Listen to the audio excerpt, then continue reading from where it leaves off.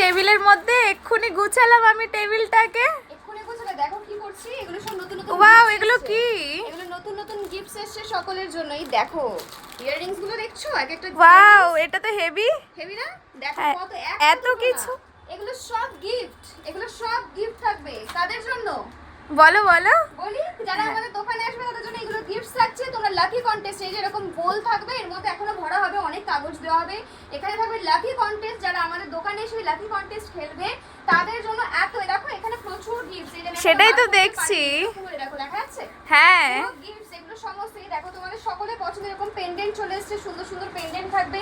Pendant অনেক এসেছে, ঠিক আছে। এগুলো সব গিফট, কিন্তু এগুলো কিন্তু এমন না যে তোমাদেরকে কিনতে হবে, পারচেজিং করতে হবে, তা না। যে আমাদের থেকে জামা কাপড় কিনছো, কিনে যারা আমাদের সঙ্গে এই খেলাটা খেলছো, তারা প্রত্যেকে এত গিফটস পাচ্ছ, ঠিক আছে। তো সবাইকে কি করতে হবে, আমাদের লোকেশনে আসতে হবে। লোকেশন হচ্ছে মধ্যমগ্রাম, একদম চৌমাথাতে, ঠিক আছে। এত গিফটস কিন্তু তোমাদের জন্য।